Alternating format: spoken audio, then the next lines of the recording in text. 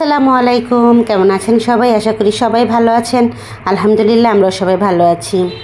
সকাল সকাল ভিডিওটা স্টার্ট করে দিলাম। এখানে সমস্ত কিছু কেটে কুটে রেডি করে নিছি, যা যা রান্না করব আর কি, সেগুলো আর কি সমস্ত কিছু কেটে কুটে একদম বেছে রেডি করে নিছি। জাস্ট কিছুটা ধোয়া আছে, মানে ধোয়ার দরকার আছে আর কি, মানে লাউটা জাস্ট ধোবো।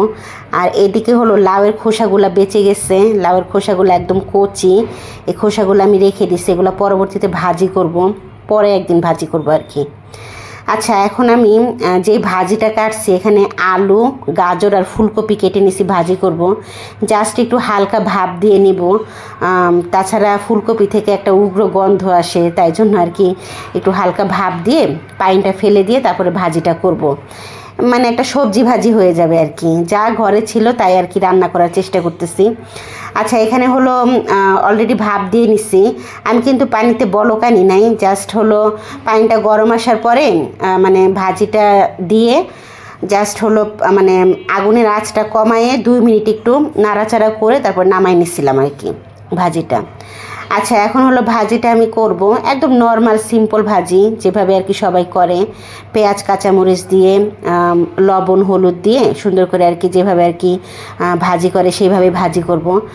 তো আর হলো লাস্টে একদম ধনেপাতা দিব। আর আজকে হলো সবজিগুলো আমি নিচের থেকে কিনে নিয়ে আসছি, মানে বাসার নিচে আর কি একটা ভ্যানে করে সবজি বিক্রি করে একজন, তো ওনার কাছ থেকে আর কি সবজিগুলো কিনে তারপরে বাসায় নিয়ে আসছি রান্না করার জন্য। বাসায় তেমন কিছু ছিল না, তো ভাবলাম যে সামনে যেহেতু আছে সবজি, তো কিনে নিয়ে এসে তারপরে রান্নাবান্নাটা করি। আচ্ছা, এদিকে হলো আমার কিন্তু সবজিটা হয়ে গেছে। এখন আমি রান্না করব লাউ, না সরি লাউ না, এখন রান্না করব বেগুন। বেগুন ভাজি করব, রান্না তো করব না, মানে ভাজি করব আর কি। তো গোল গোল কালো বেগুন দেখে আমার আবার খুব ভালো লাগলো, তো নিয়ে আসছিলাম। তো নুন আর হলুদ দিয়ে জাস্ট আমি একটু ভেজে নিলাম। আমার কাছে ভালোই লাগে বেগুন ভাজা খেতে। এমনিতে নর্মালি বেগুনের তরকারি আমার কাছে খুব একটা ভালো লাগে না, তো ভাজাটাই ভালো লাগে। একবার ভাবছিলাম পোড়া বেগুনের ভর্তা করব, তো ভাবলাম যে শরীরটা খুব একটা ভালো লাগতেছে না, জাস্ট ভেজে নেই, পরে না হয় আরেকদিন পোড়া বেগুনের ভর্তা খাবো।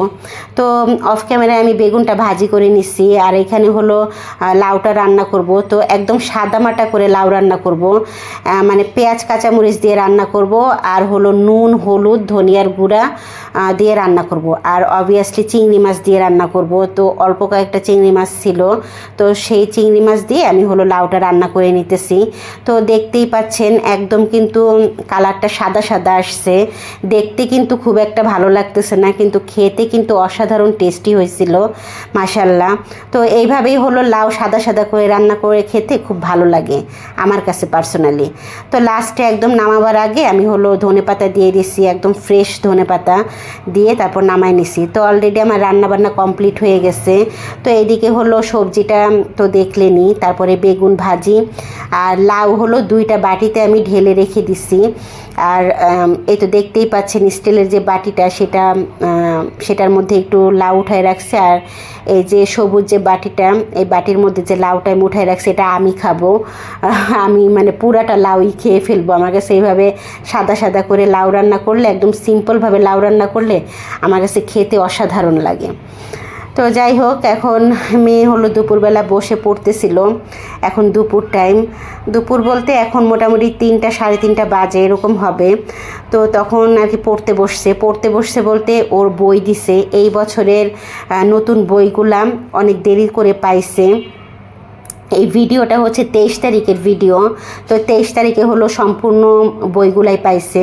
আমার মেয়ে কিন্তু এবার ক্লাস 5-এ উঠছে, আপনারা জানেন কি না জানি না, যাই হোক 5ম শ্রেণীর বই এই বছর হলো অনেকটা লেট করেই পাইছে। শুধু আমার মেয়ে না, সব স্টুডেন্টই লেট করে আর কি বই পাইছে, সব ক্লাসেরই বই হলো চেঞ্জ করা হয়েছে, সেটা তো আপনারা সবাই জানেন কম বেশি।